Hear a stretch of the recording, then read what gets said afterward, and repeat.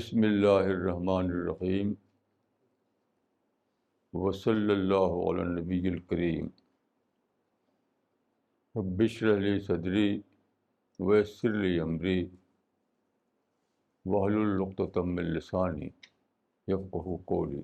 آج کا ٹاپک ہے صحابہ اور محدثین۔ صحابہ ان کو کہا جاتا ہے جو رسول اللہ کے کنٹمپریری مومنین تھے، اور محدثین وہ ہیں جنہوں نے بات کو حدیثوں کو جمع کیا۔ صحابہ کا زمانہ 7 سینچری کا ہے اور محدثین کا زمانہ 8ویں سینچری کا۔ یہ دونوں گروہ اسلام میں بہت زیادہ اہمیت رکھتے ہیں۔ سورہ توبہ میں آیت نمبر 100 میں یہ کہا گیا ہے کہ من المہاجرین والانصار والذین اتبعوہم بإحسان۔ میں سمجھتا ہوں کہ یہ جو آیت ہے اس میں انہی دونوں گروہوں کا ذکر ہے۔ مہاجرین اور انصار سے مراد ہیں صحابہ، اور والذین اتبعوہم بإحسان سے مراد ہیں محدثین۔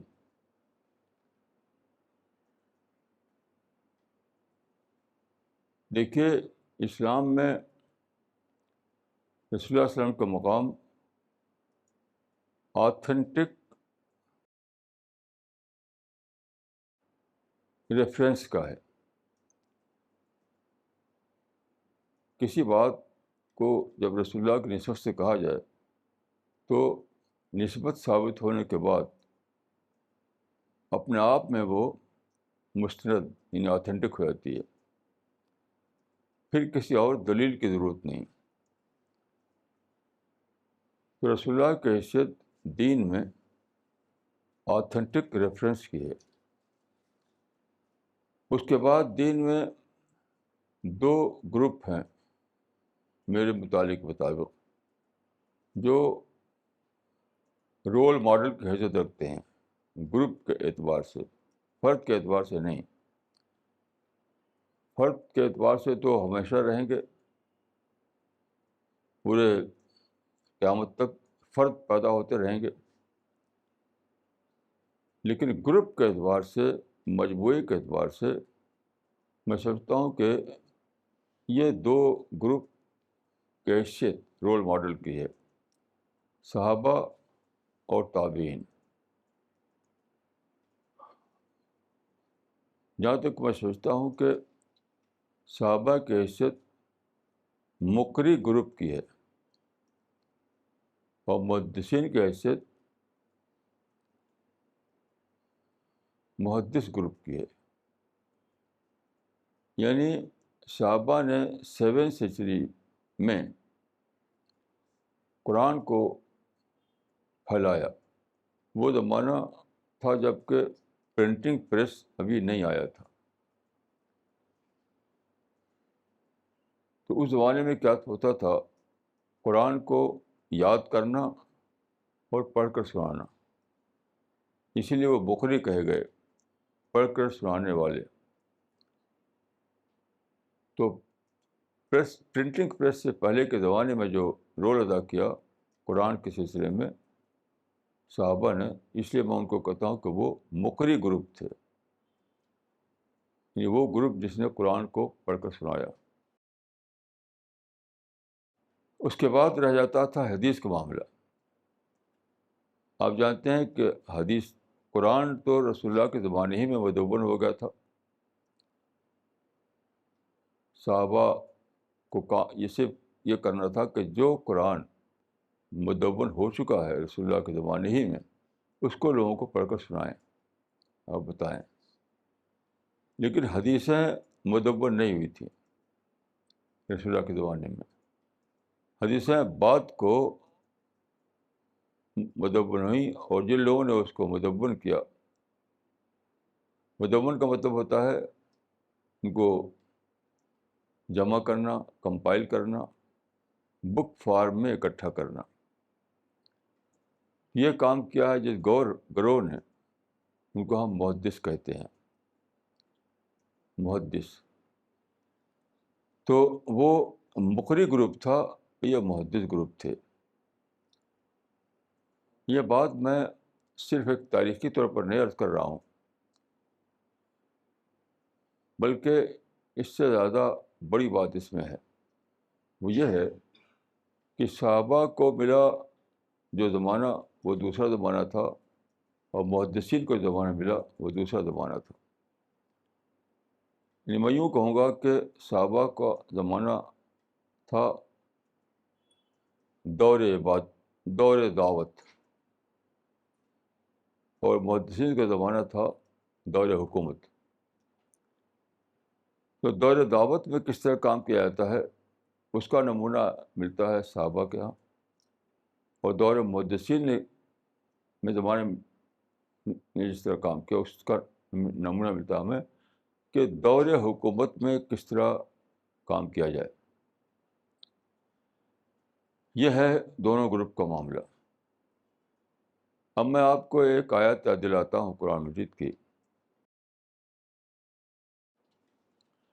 سورہ البقرہ کے آخر میں ایک دعا ہے جس کو کہا صحابہ نے دہرایا.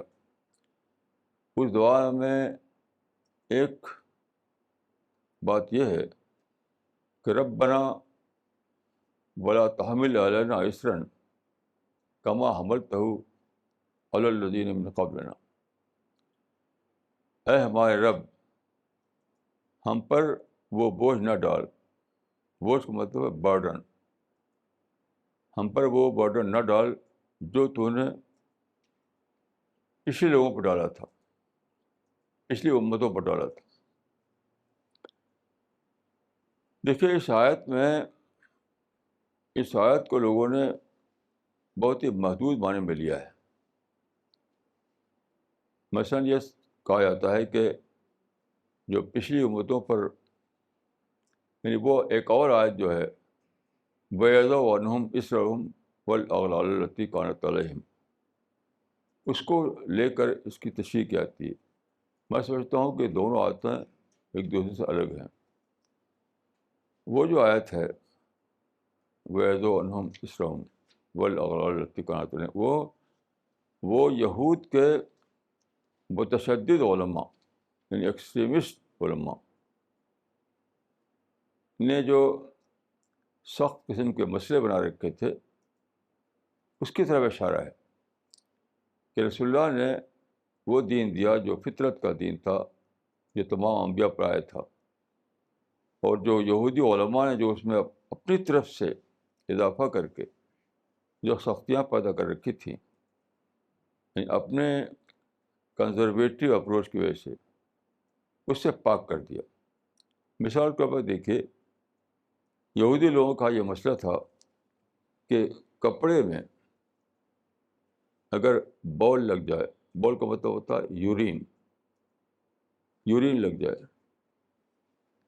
تو وہ دھو کر صاف نہیں ہوتا تھا. ان کا مسئلہ بنا تھے. یعنی یہ شریعت موسوی نہیں تھی. یہ ایسا نہیں کہ شریعت موسوی بہت سخت تھی اور شریعت محمدی نرم کر دی گئی، یہ مطلب نہیں ہے اس کا. بلکہ یہودیت کے علماء نے اپنے تقشف کی وجہ سے، اپنے کنزرویٹیوز کی وجہ سے، اپنے ایکسٹریمزم کی وجہ سے ایسے مسئلے بنا رکھے تھے کہ اگر یہاں پر لگ گیا گندگی تو اس کو بغیر کاٹے وہ صفائی نہیں ہوگی، اتنا حصہ کاٹ کر پھینک دینا پڑے گا آپ کو.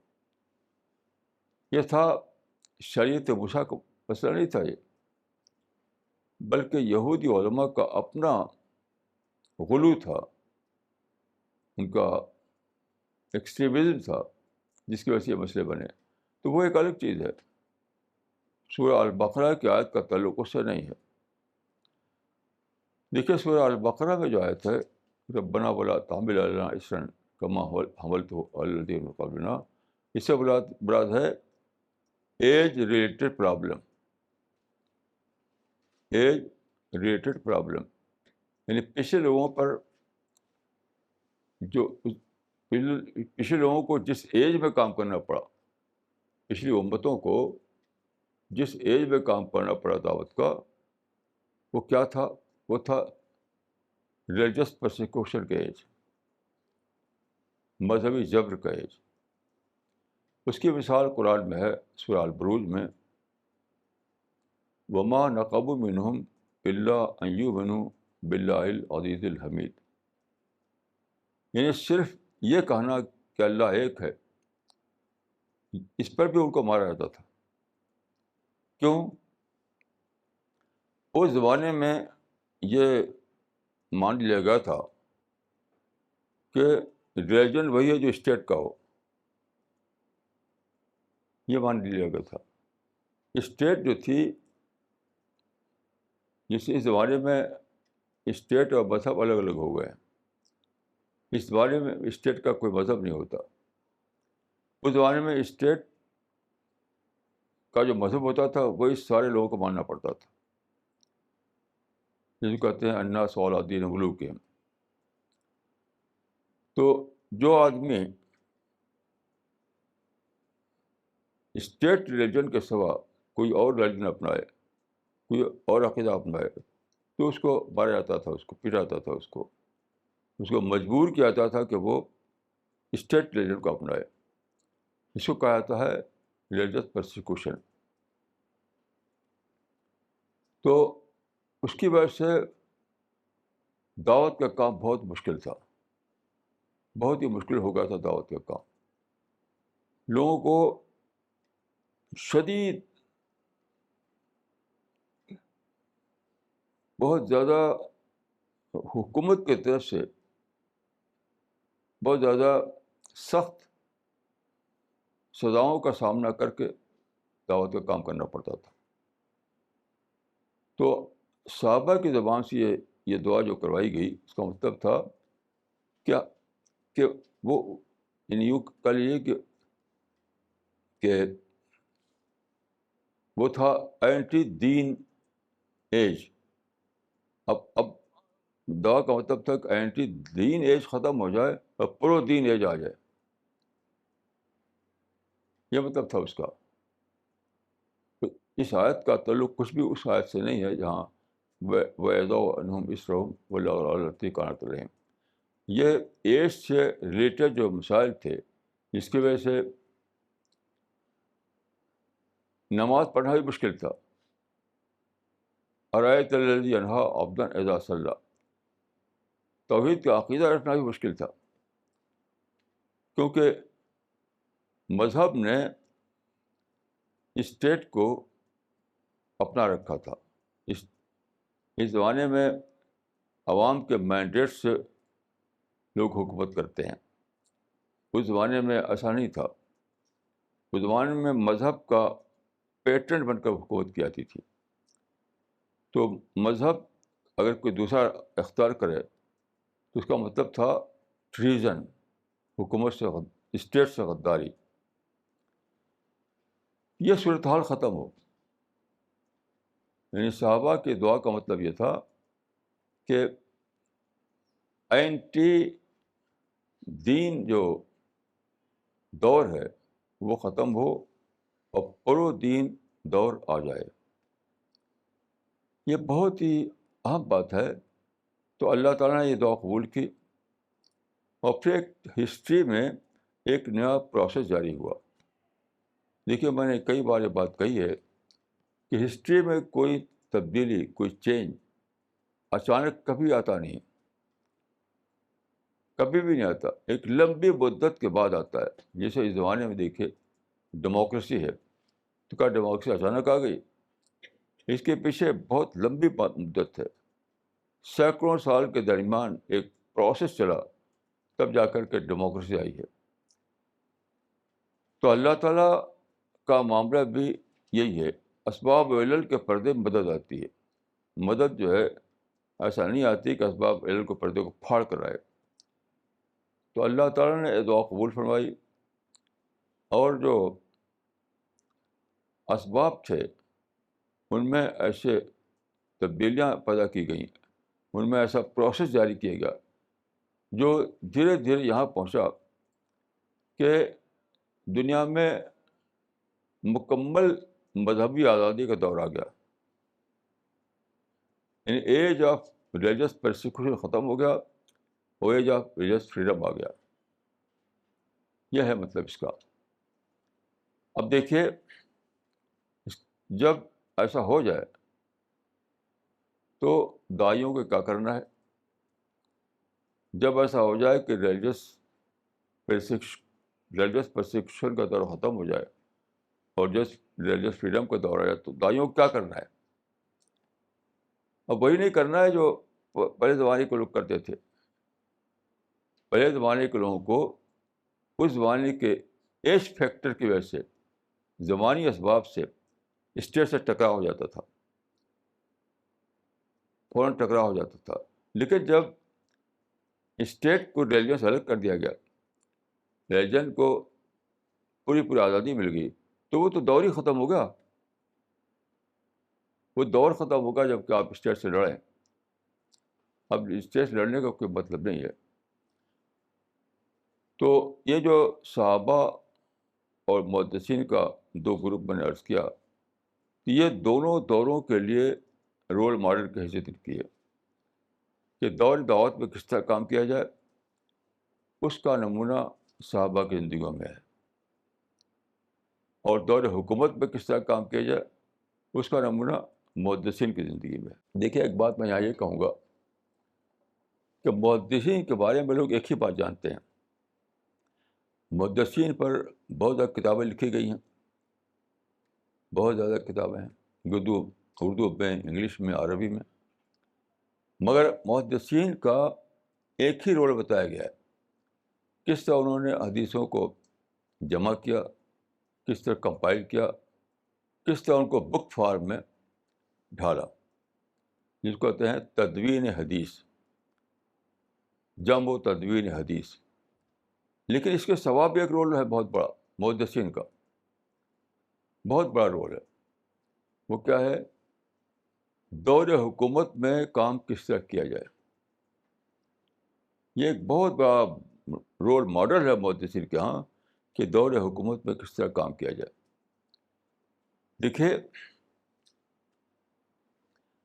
تمام محدثین جنہوں نے کام کیا ان کا زمانہ تھا عباسی پیریڈ، جس کو ہم کہتے ہیں عباسد پیریڈ، دور عباسی.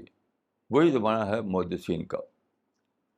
تو عباسی حکمراں جو تھے، عباسی جو خلفاء کہا جاتا تھا، لیکن حالانکہ وہ سلطان تھے، وہ کیونکہ وہ ڈائناسٹی تھی، وہ ابو عمر کی جیسی حکومت نہیں تھی. تو عباسی دور حکومت میں جو حالات تھے ان کو آپ پڑھیے کتابوں میں، وہ ویسے ہی تھے جیسے آج کل مسلم ملکوں میں ہیں. مسلم ملکوں میں جن چیزوں کو لے کر کے آج عرب اسپرنگ کے نام سے تحریکیں چل رہی ہیں اور ہزاروں نے لاکھوں لوگ مارے جا رہے ہیں، امن ختم ہو گیا ہے، بلڈ شیڈ ہے، طرح طرح کی مصیبتیں ہیں، کیونکہ لوگ حکومتوں سے ٹکرا رہے ہیں اس بات کے لیے کہ نظام عدل قائم کرو. لیکن محدثین کا زمانہ ٹھیک اسی طرح کا زمانہ تھا، جبکہ عباسی حکمرانوں میں وہ ساری خرابیاں آ گئی تھیں. تو محدثین نے کیا کیا؟ محدثین نے مکمل طور پر نان کنفرنٹیشنل اپروچ اختیار کیا. مکمل طور پر انہوں نے کوئی ترد نہیں کیا، کوئی نوٹس نہیں لیا. وہ الگ، ان کی دنیا الگ تھی، یعنی سلاطین کی دنیا الگ تھی اور محدثین کی دنیا الگ تھی. یہ تھا ان حدیثوں کا جو حدیث جمع کی محدثین نے. ان حدیثوں میں کہا گیا تھا کہ میرے بعد حکومت آئے گی، دور حکومت آئے گا تو حاکم لوگ جو ہیں وہ عیش کریں گے، وہ محل بنائیں گے، وہ قلعے بنائیں گے، اور جو ان کی مخالفت کرے گا ان کو مار پیٹ کریں گے. تو رسول اللہ نے پیشگی طور پر یہ ہدایت دی تھی کہ تم ان سے ٹکراؤ نہ کرنا. ایک حدیث میں ہے کہ بین جلد زہر کا وہ اخذ مال کا.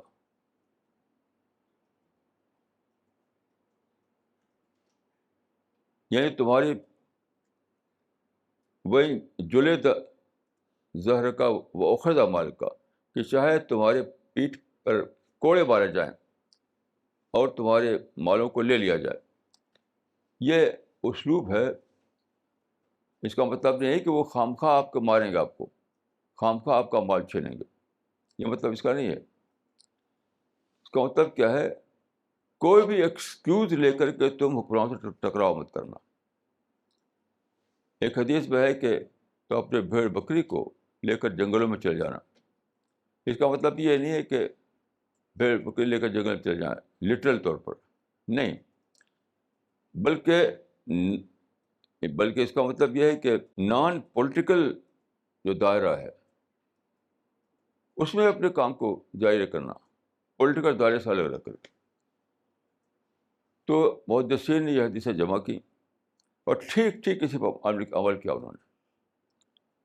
محدثین کے دور میں وہ ساری خرابیاں تھیں جن کا نام لے کر کے آج کل مسلم ملکوں میں ٹکراؤ کیا جا رہا ہے. ہر مسلم ملک میں یا تو پیسو ٹکراؤ ہے یا ایکٹیو ٹکراؤ ہے. ہر مسلم ملک میں جہاں مواقع موجود ہیں وہاں ایکٹیو ٹکراؤ ہے، جہاں مواقع نہیں وہاں پیسو ٹکراؤ ہے. تو یہ لوگ اس کو بھول گئے ہیں کہ محدثین نے کیا ماڈل پیش کیا تھا. کیونکہ محدثین کو بطور ماڈل کا نہیں لیتے لوگ. محدثین کو سمجھتے ہیں کہ بس انہوں نے حدیثیں جمع کی. میں سمجھتا ہوں کہ وہ جو آیت ہے بت لذین اتبعوا بإحسان، اس سے مراد محدثین کا گروپ ہے. اور آیت کے پہلے حصے میں صحابہ مراد ہیں، دوسرے حصے میں محدثین مراد ہیں. صحابہ سے مراد یہ ہے کہ حکومت سے پہلے کا جو دور ہے جس کو میں دور دعوت کر رہا ہوں اس میں کام کس طرح کیا جائے. یعنی پری حکومت دور اور پوسٹ حکومت دور. پری حکومت دور کے لیے صحابہ کا ماڈل ہے اور پوسٹ حکومت دور کے لیے محدثین کا ماڈل ہے. دیکھیے میں یہاں آپ کو یاد دلانا چاہتا ہوں کہ صحیح مسلم جو دو سب سے زیادہ مستند کتابوں میں سے ایک ہے، یعنی بخاری اور مسلم، جن کو صحیحین کہا جاتا ہے. تو حدیث کی تمام کتابوں میں ان دو کتابوں کا درجہ بہت بڑا ہے. تو صحیح مسلم کی شرح کی ہے امام نووی نے. امام نووی خود بھی ایک بڑے محدث تھے. تو وہ جو حدیثیں ہیں جو میں نے عرض کیا کتاب الفتن میں جو آئی ہیں کہ حکمراں چاہے کچھ بھی کرے تم اس سے الگ رہ کر کام کرنا، الگ رہ کر کام کرنا. تو اس کی شرح کرتے ہوئے انہوں نے لکھا ہے کہ اگر تم دیکھو کہ حاکم جو ہے یعنی رولر جو ہے اس میں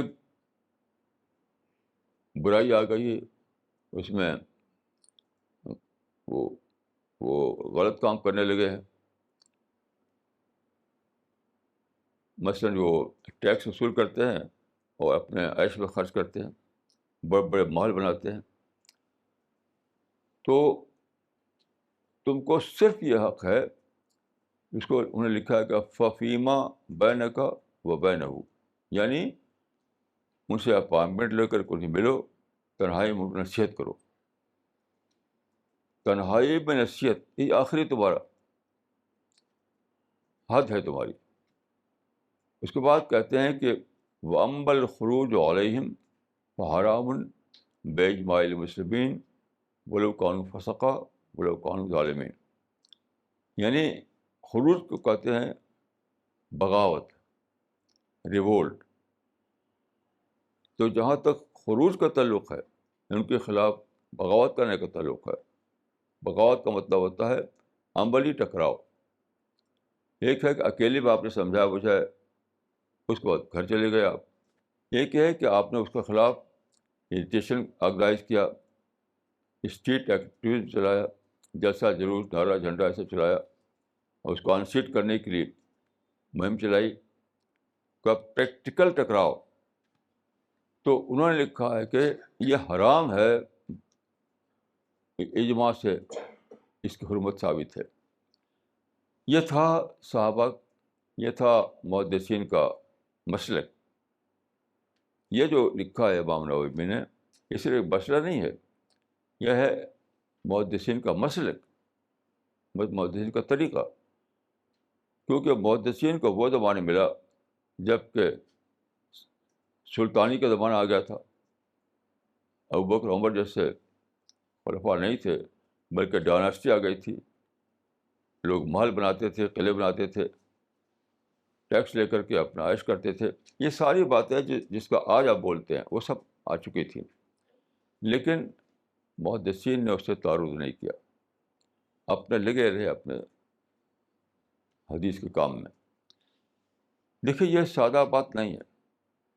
یہ جو حدیثوں میں تلقین کی گئی تھی، جس پہ عمل کیا محدثین نے، یہاں تک کہ وہ امت کے لیے رول ماڈل بن گئے اس بات کا کہ دور حکومت میں کام کس طرح کیا جائے. حکومت چاہے مسلم حکومت ہو یا غیر مسلم حکومت ہو، اس میں کام کیسے کیا جائے. دور حکومت میں محدثین رول ماڈل بن گئے، رول ماڈل. تو ایک پہلو محدثین کا یہ ہے کہ انہوں نے حدیثیں جمع کی. وہ حدیثیں اگر نہ جمع کرتے تو آج ہم اندھیرے میں ہوتے. لیکن حدیثیں کیسے جمع ہوئیں؟ آپ غور کیجیے کہ حدیثیں کیسے جمع ہوئیں. جب انہوں نے یہ پالیسی اختیار کی. اگر وہ ایسا کرتے کہ حکومتوں سے ٹکراؤ کرتے تو کچھ بھی نہیں کر سکتے تھے، کچھ بھی نہیں کر سکتے تھے. پھر ہم حدیثوں سے محروم رہتے، کیونکہ وہ لوگ جن کے حافظے میں حدیثیں تھیں، وہ زمانے سب حافظے میں ہوا کرتا تھا، وہ سب مار مار کے قبروں میں لٹا دیا تھا. تو سارا علم زیر زمین ہو جاتا. جو کام مطلوب تھا اس وقت سب سے بڑا وہ تھا کہ حدیثوں کو جمع کیا جائے. کیونکہ اگر اس وقت نہ ہوتے تو کب، آج تو کوئی جمع نہیں کر سکتا، آج نہیں کر سکتا جمع. تو اس وقت جو مطلوب کام تھا حدیثوں کو جمع کرنا، وہ ممکن نہیں تھا جب تک کہ اس کو پوری طرح سیاست سے الگ رکھا جائے، پوری طرح کنفرنٹیشن الگ رکھا جائے. اب اس کی پیرلل مثال دیتا ہوں، پیرلل مثال. اس زمانے میں دیکھیے یہ ایک نیا زمانہ ہے، پورے اعتبار سے ایک نیا زمانہ ہے. یہ جو جمہوریت یعنی ڈیموکریسی، سیکولرزم اور سائنس اور انڈسٹری اور ماڈرن کمیونیکیشن، یہ سارا جو چیزیں ہیں اس سے ایک نیا دور وجود میں آیا، جس کو ہم کہتے ہیں ویسٹرن سویلائزیشن یا ماڈرن سویلائزیشن. ماڈرن سویلائزیشن میں ایک بہت بڑی کام کرنا تھا. وہ کیا تھا؟ آج کے مائنڈ جو ہے، آج کے انسان کے جو مائنڈ ہے، اس کو ایڈریس کرنے والا لٹریچر، آج کے مائنڈ کو ایڈریس کرنے والا اسلامی لٹریچر، یہ بہت ہی بڑا کام تھا، بہت بڑا کام تھا. جس طرح سے محدثین نے اس زمانے کے لحاظ سے حدیثوں کو جمع کیا اور بک فارموں کو اکٹھا کیا، ایسی اس زمانے میں ضرورت تھی کہ دور حاضر کو پڑھا جائے، ماڈرن سویلائزیشن کو سمجھا جائے، آج کے تقاضے کو سمجھا جائے، دور جدید کی زبان کو سیکھا جائے، اور پھر ایک طاقتور لٹریچر تیار کیا جائے جو آج کے انسان کے مائنڈ کو ایڈریس کر سکے. لیکن یہ کام نہیں ہوا. میں اکیلا ایک شخص ہوں جس نے اس کام میں اپنی کوشش صرف کیا. پورا مسلم ورلڈ سے خالی ہے. کیوں خالی ہے؟ کیوں خالی ہے؟ یہ بہت سوچنے کی بات ہے، یہ سادہ بات نہیں ہے. اس لیے خالی ہے کہ سارے جو اذہان تھے، سارے جو علماء تھے، وہ لوگ جو کچھ کر سکتے تھے وہ مشغول ہو گئے پولیٹیکل ٹکراؤ میں. وہ سب نفرت کرنا، ان سے ٹکراؤ کرنا، ان کو مٹانا، اس میں لگ گئے سب کے سب، ون ٹو آل. سب کا جو واحد کنسرن بن گیا کیا کہ مغربی طاقتوں کو زیر کرنا، ویسٹرن سویلائزیشن کو شکست دینا اور ان سے لڑ کر ان کا خاتمہ کرنا، بس یہی. تو نتیجہ کیا ہوا؟ نتیجہ کیا ہوا کہ وہ کام بالکل کر ہی نہیں سکے جو مطلوب تھا آج. اب اسی کو ملائیے محدثین سے کہ محدثین نے جو کام نہیں کیا اس کو انہوں نے کر ڈالا. محدثین کے ماڈل میں جو کام نہ کرنے والا تھا اس کو انہوں نے کر ڈالا. وہ کیا؟ محدثین کے دور میں وہ سارے مسئلے تھے جس کو آج ہم کہتے ہیں، جس کو آج استعمار کہتے ہیں. لفظ استعمار اس زمانے میں نہیں تھا کہ ملوکیت تھی. یعنی رسول اللہ کے زمانے میں، خلفاء راشدین کے زمانے میں ملوکیت نہیں تھی، یعنی خاندانی بادشاہت. مکمل طور پر خاندانی بادشاہت آ گئی جب کہ محدثین نے کام کیا. خاندانی بادشاہت بلا شبہ اسلام کے مطابق نہیں تھی. اس میں سارے مسئلے وہ تھے جس کو آج ہم حکومتوں کا حوالہ دے کر بولتے ہیں. لیکن اس کو برداشت کیا انہوں نے، اس کو اوائڈ کیا انہوں نے، اس کو اعراض کیا انہوں نے، اس کو اگنور کیا انہوں نے. تب جا کر یہ ممکن ہوا کہ وہ عظیم الشان کام وہ کر سکیں جس کو ہم کہتے ہیں حدیثوں کو مدون کرنا، حدیثوں کو جمع کرنا. یہی مطلوب تھا اس زمانے میں. اس زمانے میں ہمارے علماء کے لیے، مسلم رہنماؤں کے لیے جو ماڈل تھا، وہ محدثین کا ماڈل تھا. کیونکہ ہم دور حکومت میں جی رہے تھے. ہم جو آج ہیں دور حکومت میں جی رہے ہیں. مسلم ملکوں میں حکومت ہے، نان مسلم ملکوں میں حکومت ہے. تو ہمارے لیے وہ ماڈل قابل اتباع تھا جو قائم ہوا تھا دور حکومت میں. دور حکومت جو ماڈل قائم ہوا تھا وہ محدثین کا تھا.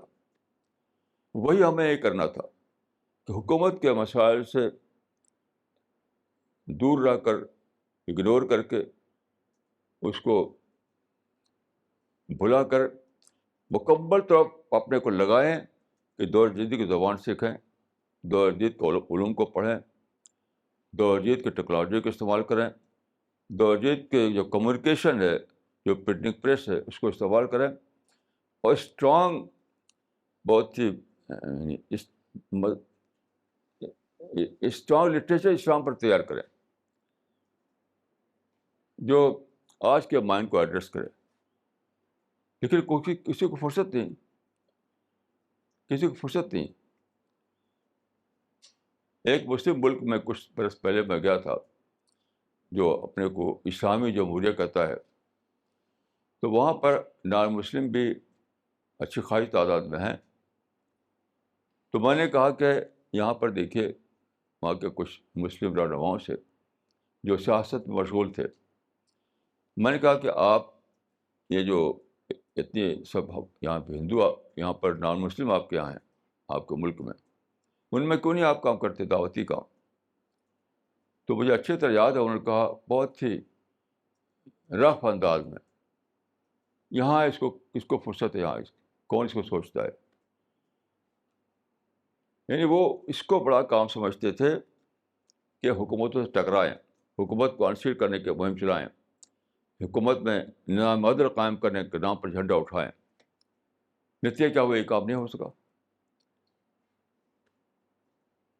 تو یہ بہت بڑا وہ جو مقولہ ہے کہ تعرف الاشیاء باعدادها، آپ کمپیئر کر کے دیکھیے، یعنی محدثین کے دور کو اور آج کے دور کو کمپیئر کر کے دیکھیے. محدثین نے بہت ہی بڑا کام کیا، امت کو حدیث کا ذخیرہ دیا. لیکن کب دے پائے وہ؟ جب انہوں نے مکمل معنوں میں سیاست سے دوری اختیار کی. مکمل معنوں میں انہوں نے نان کنفرنٹیشنل اپروچ اختیار کیا. حکومت سے کوئی تعارض نہیں کیا انہوں نے، تب یہ کام کر پائے. وہی دور اس وقت آ گیا تھا کہ ایک بہت بڑا کام مطلوب تھا، بہت بڑا کام، کہ دور حاضر کے اعتبار سے آج کے ایڈیم میں، آج کے آج آج کے جو تقاضے ہیں اس کے لحاظ سے اسلام پر طاقتور لٹریچر تیار کرنا جو لوگوں کے مائنڈ کو ایڈریس کرے، لیکن مطلق نہیں ہوا۔ اگر اس کو آپ حذف کر دیں تو ایک کتاب بھی آپ کے پاس نہیں جو آپ کہہ سکیں کہ یہ ہے کتاب، تو یہ کتنی بڑی غلطی ہے۔ اللہ تعالیٰ نے جو رول ماڈل سیٹ کیا تھا اس سے انحراف کیا لوگوں نے۔ تو جیسا کہ میں نے عرض کیا، اسلام میں 3 چیزیں ہیں۔ رسول اللہ کی حیثیت آتھینٹک ریفرنس کی ہے، کوئی بات ایڈیولوجیکل سینس میں جاننا ہو تو آپ رسول اللہ سے دریافت کریں گے۔ اس کے بعد 2 رول ماڈل ہیں، صحابہ کا اور محدثین کا۔ صحابہ کا رول ماڈل جو ہے وہ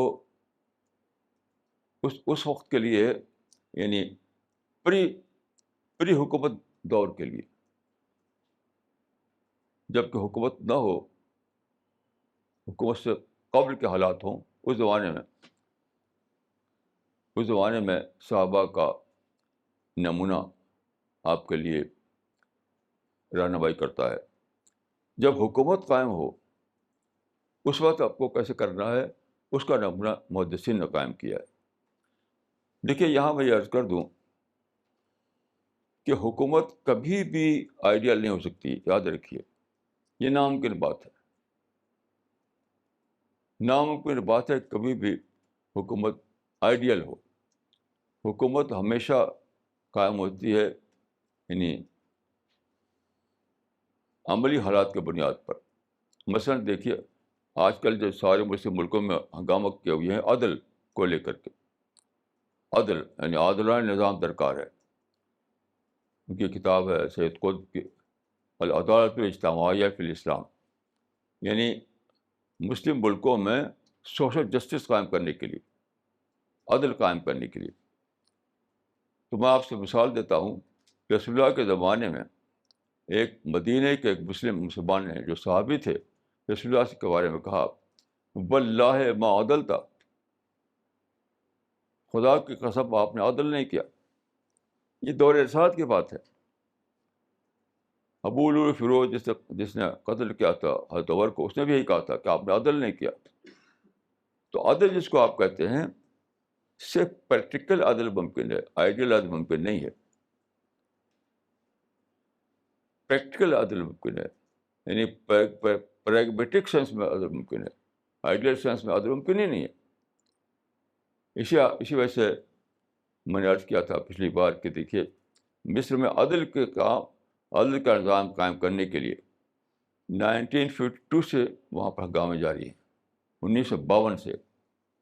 آپ غور کیجیے 60 برس بیت گئے، کتنی نسلیں پیدا ہوئی اور مر گئیں، آج تک ہنگامے جاری ہیں۔ آج بھی جو اخبار میں ہے پڑھ لیجیے آپ کہ وہاں پر ٹکراؤ جاری ہے۔ الیکشن ہوا تب بھی ٹکراؤ ختم نہیں ہوا۔ تو اگر وہ الیکشن کے بعد وہی حکومت بن جائے جو یہ چاہتے ہیں سو کال اسلامسٹ، تب بھی عدل نہیں ہوگا، تب بھی کوئی کھڑا ہوگا جھنڈا لے کر کے کہ عدل تو آیا نہیں، عدل تو آیا نہیں۔ تو دیکھیے جو لوگ یعنی عدل کو لے کر کے، انصاف کو لے کر کے حکومت کے خلاف ٹکراؤ کرتے ہیں، وہ ایک ان اچیویبل گول کے لیے ٹکراؤ کر رہے ہیں، کبھی ہونے والا نہیں ہے۔ اس لیے رسول اللہ صلی اللہ علیہ وسلم نے کہا کہ حکومت سے ٹکراؤ مت کرنا۔ اس کا مطلب کیا ہوا کہ رسول اللہ کا جو دیا ہوا طریقہ ہے وہ بیس کرتا ہے پولیٹیکل اسٹیٹس کوئزم پر۔ جو حکومت ہے اس حکومت کو، یعنی اسی لیے اسلام میں ہے کہ جب ایک اسٹیبلشڈ حکومت قائم ہو جائے، اسٹیبلشڈ حکومت، تو اس کے خلاف خروج حرام ہے، اس کے خلاف آپ ریوولٹ نہیں کر سکتے۔ اس کے معنی کیا ہے؟ اس کے معنی یہ نہیں کہ ان ایکٹیو بن جائیں، آپ کچھ نہ کریں۔ اس کے معنی یہ ہے کہ نان پولیٹیکل فیلڈ میں جو مواقع ہیں اس کو دریافت کریے، اس کو اویل کیجیے. مثلاً یہ سارے ممالک جو ہیں، مصر ہے یا شام ہے، وہاں بہت زیادہ آتے ہیں ٹورسٹ. یہ کنٹریز جو ہے وہاں ہسٹوریکل مانومنٹ بہت زیادہ ہے. مصر میں، شام میں، اردن میں، عراق میں، یمن میں، ہر جگہ بہت ٹورسٹ آتے ہیں. تو آخر یہ لڑائی کس لیے؟ ان ٹورسٹوں میں آپ اسلام کیوں نہیں پھیلاتے؟ ان کو قرآن کیوں نہیں دیتے؟ ان کو اسلامی لٹریچر کیوں نہیں دیتے؟ تو لٹریچر ہے ہی نہیں. لڑائی بڑائی میں سب لوگ مصروف ہو گئے اور کسی نے سوچا ہی نہیں کہ ہمیں دور حاضر کے مطابق اسلامی لٹریچر تیار کرنا ہے. تو کتنا بڑا نقصان ہے یہ، کتنا بڑا نقصان ہے. اور نقصان اس لیے ہے کہ لوگ یہ بھول گئے کہ اللہ تعالیٰ نے ہمارے لیے دونوں دوروں کے دو ماڈل بنائے. پری حکومت دور کے لیے صحابہ کا ماڈل اور پوسٹ حکومت دور کے لیے محدثین کا ماڈل. اور محدثین کا ماڈل بہت ہی ویل اسٹیبلشڈ ماڈل ہے.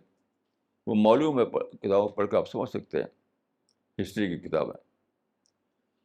وہ ماڈل کا اصول یہ ہے، حکومت سے ٹکراؤ نہ کرتے ہوئے جو دوسرا جو میدان ہے دین کی خدمت کا، وہاں پر سرگرم ہو جانا. یہی یہاں کرنا تھا کہ آپ حکومت سے ٹکراؤ نہ کرتے ہوئے جدید یہ دو کام کرنا. ایک طرف جدید تقاضوں کے مطابق لٹریچر، اور دوسرے کہ جو اتنی زیادہ موبلٹی ہے، جو آ رہے ہیں جا رہے ہیں، ہر طرح جہاں دیکھیے انٹریکشن ہو رہا ہے ماڈرن کمیونیکیشن کی وجہ سے. یعنی کوئی بزنس کے لیے آ رہا ہے، کوئی ٹورزم کے لیے آ رہا ہے، کوئی ایجوکیشن کے لیے آ رہا ہے. کیسے ہر جگہ جہاں بھی آپ جائیے کسی بھی ملک میں ایک بھیڑ لگی ہوئی ہے، ان میں دعوت پہنچائی. یعنی مدعو آپ کے دروازے پہ آیا ہوا ہے.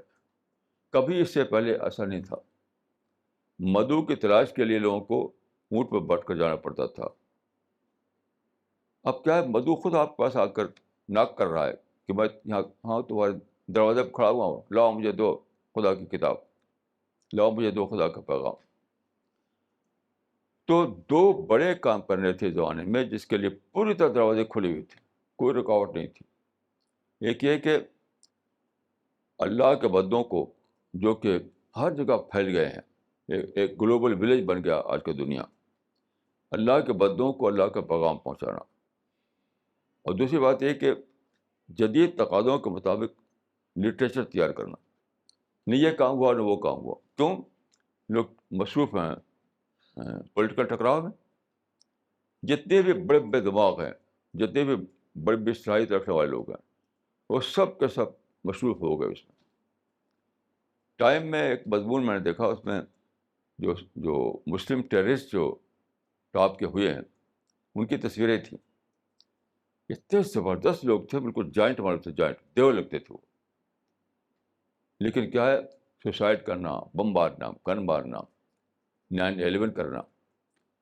تو یہ جن لوگوں نے یہ سب کیا ان کی تصویریں تھیں اس میں. پر زبردست لوگ تھے، بہت زبردست لوگ. اللہ نے پیدا کیا تھا ان کو کس لیے؟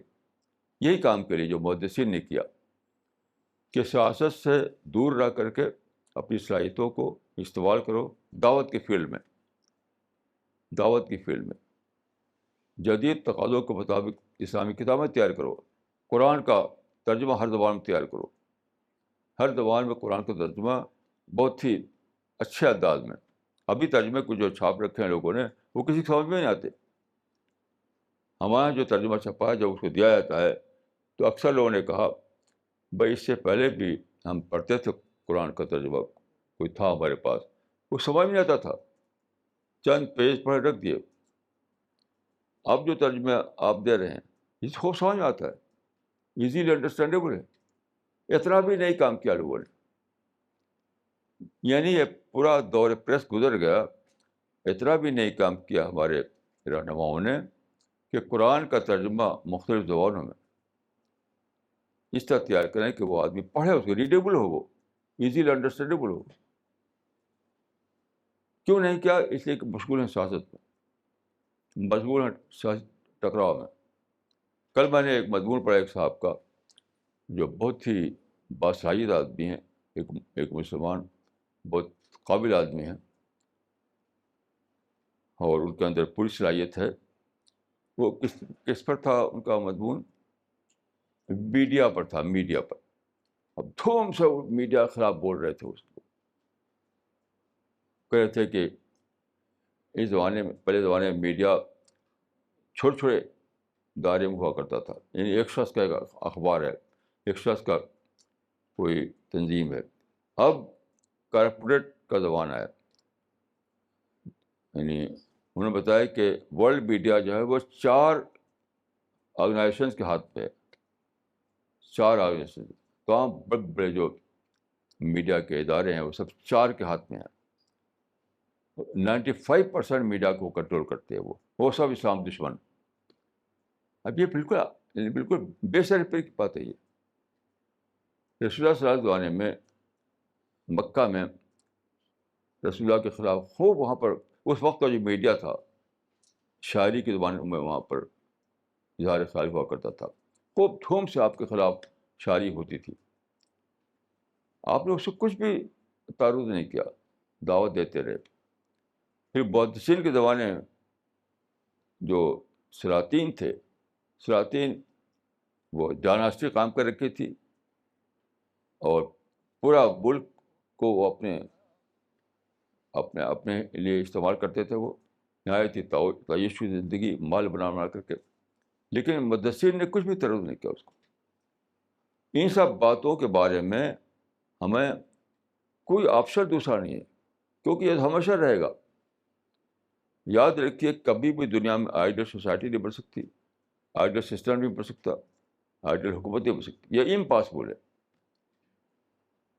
امپاسبل، کیونکہ اللہ نے آزادی دی ہے، آزادی کا آدمی محسوس کرے گا۔ تو آپ کے لیے کیا آپشن ہے؟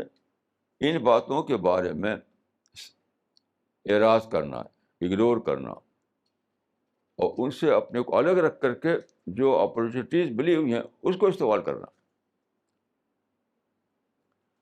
تیسرے کی بات کر رہا ہوں کہ اللہ تعالیٰ نے محدثین کی شکل میں ایک نمونہ قائم کیا تھا کہ دور حکومت میں جو حکومتی سو کال جو حکومتی ایونٹس ہیں ان سے مکمل عدم تعرض کا پالیسی اختیار کرو، تاکہ جو مواقع ہیں، جو اپرچونیٹیز، ان کو اویل کر سکو۔ تو محدثین نے اپنے زمانے کے لحاظ سے اپرچونیٹیز کا اویل کیا، یعنی راویوں سے کنٹیکٹ کرنا، راویوں سے مل کر کے حدیثیں جمع کرنا، پھر ان کو مدون کرنا، ایک پورا انڈسٹری قائم کر دی تھی انہوں نے، حدیث کی انڈسٹری۔ لیکن کب کر پائے؟ جب حکومت سے ٹکراؤ چھوڑ دیا انہوں نے۔ وہی اس زمانے میں کرنا تھا، سیم ماڈل۔ اگر آپ حکومت سے ٹکراؤ نہ کریں تو سارے راستے آپ کے لیے کھلے ہیں۔ حکومت سے آپ ٹکراؤ نہ کریں، جیسے ہم لوگ دیکھیے، ہم ٹکراؤ نہیں کرتے حکومت سے، تو کون سی رکاوٹ ہمارے لیے؟ ہم پرنٹ میڈیا کو، الیکٹرانک میڈیا کو، اور سارے جو اس زمانے کے ذرائع ہیں وہ سب استعمال کر رہے ہیں، کوئی رکاوٹ نہیں۔ وہی ساری دنیا میں مسلمانوں کے لیے موقع تھا۔ تو آپ غور کیجئے کہ کتنی بڑی یہ غلطی ہے کہ ماڈل کو مسلمان بھلا دیا، یعنی محدثین کا ماڈل تھا دور حکومت کے لیے، اس کو بھلا دیا۔ ہمارے مدرسوں میں دھوم سے پائی جاتی ہیں حدیثیں، بہت دھوم سے۔ ہر مدرسے میں سب سے بڑا جو سبجیکٹ ہوتا ہے وہ حدیث ہوتا ہے، سب سے بڑا درجہ جو ہوتا ہے وہ شیخ الحدیث کا ہوتا ہے۔ لیکن جہاں تک میں جانتا ہوں، مدرسوں میں یہ نہیں بتایا گیا اب تک کہ محدثین کا رول ماڈل کیا ہے، بلکہ انڈیا میں ہم جاتے ہیں کہ جو سب بڑا مدرسہ یہاں کا انڈیا کا ہے، اسی میں یعنی ٹکراؤ کا پورا وہاں پر تحریک چلائی گئی، یعنی ایک طرف حدیث کو سب سے بڑا درجہ دیے ہوئے ہیں، وہ اسی میں سب سے بڑا درجہ دیے ہوئے ٹکراؤ کا بھی۔ یہ سب بات آپ لوگ جانتے ہیں۔ تو ہمارے مدارس میں سب سے بڑا جو سبجیکٹ ہوتا ہے وہ حدیث کا ہوتا ہے، سب سے بڑا درجہ محدثین کا ہوتا ہے. لیکن میرے علم کے مطابق کسی بھی مدرسے میں بتایا نہیں گیا کہ محدثین کا ایک اور پہلو ہے. یعنی ایک پہلو یہ ہے کہ انہوں نے حدیثوں کو جمع کیا. دوسرا پہلو ہے کہ ان کا میتھڈ، ان کا جو میتھڈ تھا، میتھڈ کیا تھا؟ پولیٹیکل ٹکراؤ سے دور رہنا، حکومتوں سے الگ رہنا، سیاسی بگاڑ کو نظر انداز کرنا، اور جو دینی مواقع ہیں اس کو استعمال کرنا. یہ مدارس پر نہیں بتایا جاتا. تو بہرحال اس زمانے میں میری سمجھ کے مطابق جو سب سے بڑی غلطی ہوئی ہے اسلام سے کی تعلیمات سے انحراف کے اعتبار سے، وہ یہی ہے سب سے بڑی غلطی، کہ محدثین کے ماڈل کو بالکل ہی بھلا دیا. حتیٰ کہ جانتے بھی نہیں کہ محدثین کا کوئی ماڈل ہے، سوائے اس کے کہ انہوں نے حدیثیں جمع کی، سوائے اس کے کہ انہوں نے حدیثیں جمع کی. دوسرا جو ماڈل ہے، بیت با میتھڈ، بیت با طریقہ کار، اس سے بے خبر ہے لوگ. حالانکہ اسی کی وجہ سے تو حدیثیں جمع کرنا ممکن ہوا. اگر محدثین وہ طریقہ کار اختیار نہ کرتے، یعنی نان کنفرنٹیشنل، نان پولیٹیکل، تو حدیثیں بھی جمع نہ ہوتی. یعنی حدیثوں کو جمع کرنے والے تب بن پائے وہ جب انہوں نے اس میتھڈ کو اختیار کیا. تو محدثین کا بڑا درجہ ہے ہمارے مدارس میں، ہمارے مساجد میں، لیکن بڑا درجہ کس اعتبار سے ہے کہ انہوں نے حدیثوں کو جمع کیا. اس اعتبار سے لوگ بے خبر ہیں کہ حدیثوں کو جمع کرنا کب ممکن ہوا ان کے لیے، کب ممکن ہوا. تو محدثین کے میتھڈ کو زندہ کرنے کا وقت آ گیا ہے. ہمارے جو رہنما ہیں بڑے فخر سے کہتے ہیں کہ انڈیا میں شاہ اللہ نے حدیث کو زندہ کیا. حالانکہ شاہ اللہ اور ان کی فیملی نے انڈیا میں ٹکراؤ کی پالیسی چلائی. کیسی عجیب بات ہے. شاہ اللہ اور ان کا جو شاگرد تھے، ان کی جو فیملی تھی، اسی نے انڈیا میں ٹکراؤ کی پالیسی چلائی، حکومت سے ٹکراؤ کی. تو ایک طرف آپ کہتے ہیں کہ شاہ اللہ نے حدیث کو زندہ کیا، تو یہ کیوں کیا انہوں نے؟ محدثین کے میتھڈ سے انحراف کیوں کیا انہوں نے؟ کیونکہ جانتے نہیں تھے وہ. شاہ اللہ جو ہے محدثین کو صرف ایک پہلو جانتے تھے کہ انہوں نے حدیثوں کو جمع کیا. اس پہلو سے بے خبر تھے شاہ اللہ کہ محدثین نے ایک بہت یونیک میتھڈ اختیار کیا، بہت یونیک میتھڈ جو حدیثوں سے لیا ہوا تھا. وہ یونیک میتھڈ حدیثوں سے لیا تھا انہوں نے، بہت یونیک میتھڈ. یعنی حکومت وقت سے ٹکراؤ نہ کرنا. تو شاہ اللہ نے کیسے، یعنی 50% جانا انہوں نے حدیث کو، 50% نہیں جانا انہوں نے حدیث کو. بہت فخر کے ساتھ کہتے ہیں کہ انڈیا میں علم حدیث کو زندہ کیا شاہ اللہ نے. لیکن یہ تو 50% تھا جو انہوں نے کیا. عین اسی وقت خود شاہ اللہ نے، ان کی فیملی نے، ان کے شاگردوں نے اور ان کے ماننے والوں نے عین اسی وقت تحریکیں چلا دیں حکومت کے خلاف. یعنی ٹکراؤ کی پالیسی کے خود امام بن گئے وہی. کیسی عجیب بات ہے کہ کیسے نہیں جانا انہوں نے کہ ٹکراؤ کی پالیسی محدثین کے مسلک کے ساتھ خلاف ہے. یعنی سیاسی ٹکراؤ، حکومتی ٹکراؤ کی پالیسی جو ہے وہ محدثین کے مسلک کے سرتاسر خلاف ہے. اس کو کیسے نہیں جانا انہوں نے؟ تو حدیث کو زندہ کیا اور محدثین کے میتھڈ کو زندہ نہیں کر پائے وہ. اس کی قیمت ہم بھگت رہے ہیں، آج تک بھگت رہے ہیں. 300 سال سے مسلمان اس میں پھنسے ہوئے ہیں. ابھی بھی حدیثوں کا بڑا درجہ ہے مدارس میں، لیکن محدثین کے میتھڈ کا کوئی درجہ نہیں. ابھی بھی، اس وقت بھی آپ کسی مدرسے میں جائیں، وہاں آپ چرچا سنیں گے محدثین کا، حدیثوں کا. لیکن کسی بھی مدرسے میں میرے علم کے مطابق محدثین کے میتھڈ کا چرچا نہیں، محدثین کے طریقہ کار کا چرچا نہیں.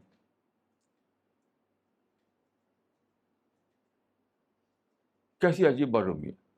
اس کی وجہ سے 300 سال ہمارے بربادی کو گزر گئے. اور ساری بربادیوں میں ٹاپ کی بربادی یہ ہے کہ دور حاضر میں جو مطلوب تھا لٹریچر وہی تیار نہ ہو سکا.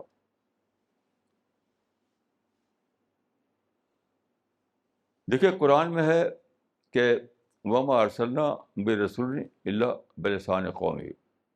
ہر پیغمبر اپنے زبانی کے لحاظ سے اللہ تعالیٰ اس جو زبان ہوتی تھی، میں سمجھتا ہوں کہ زبان میں اسلوب بھی شامل ہے. اپنی زبانی کی زبان، اپنے زبانی کو اسلوب، اس میں وہ لوگوں کو پیغام دیتا تھا اللہ تعالیٰ کا. کیا دعوت کا کام زبان سے جڑا ہوا ہے. دعوت اللہ کا جو کام ہے وہ زبان سے جڑا ہوا ہے، کیونکہ زبان ہی تو ذریعہ ہے دعوت اللہ کا کام کرنے کا. تو پیغمبر نے اپنے زبانی کے لحاظ سے اس وقت کا جو اسلوب تھا، اس وقت جو زبان تھی، اس میں کام کیا. تو وہی تو آج بھی کرنا تھا. آج کا زمانہ پورے معنی میں بدلا ہوا زمانہ ہے، پورے معنی میں بدلا ہوا زمانہ ہے. تو آج کے زبان کو آپ سمجھ کر کے آج کے زمانے کے لحاظ سے آپ دعوت اللہ کا کام کرتے، آج کے زمانے سے مطابق کتابیں تیار کرتے.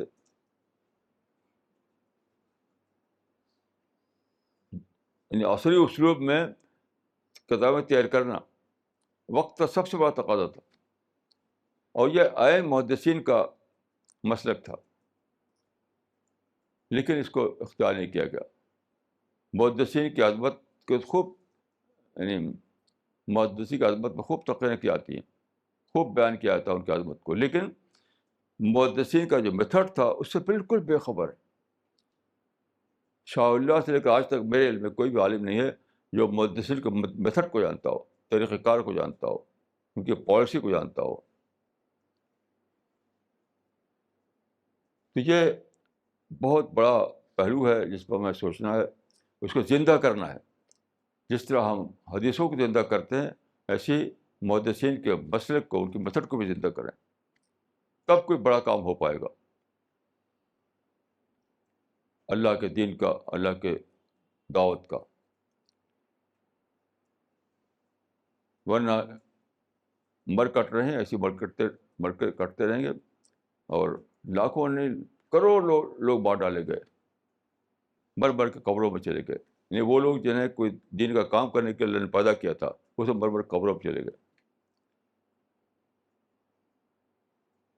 تو محدثین کی جمع کی ہوئی حدیثوں کو جس طرح سے آپ چرچا کرتے ہیں، اس طرح آپ چرچا کیجیے محدثین کے مسلک کا، محدثین کے میتھڈ کا، محدثین کے طریقہ کار کا. تب جا کر کوئی نیا دور آئے گا، تب جا کر کوئی بڑا کام اسلام کا ہو سکے گا. یہ بہت زیادہ سوچنے کی بات ہے، بہت زیادہ سوچنے کی بات ہے. تو محدثین دور حکومت کا ماڈل ہیں. محدثین نے صرف حدیثیں جمع نہیں کی ہیں، محدثین نے دور حکومت میں کام کس طرح کرنا ہے اس کا ماڈل ہے. محدثین مؤثر کام کس طرح کرنا ہے، یعنی دور حکومت میں نتیجہ خیز کام کس طرح کرنا ہے، دور حکومت میں مؤثر کام کس طرح کرنا ہے، اس کا ماڈل ہے محدثین. میری دعا ہے کہ اللہ تعالیٰ ہم سب کو سمجھنے کی توفیق عطا فرمائے، اور ہم صحیح ڈھنگ پر کام کر کے اللہ کے ہاں سرخرو ہوں. اقول قولی ھذا واستغفر اللہ لی ولکم اجمعین.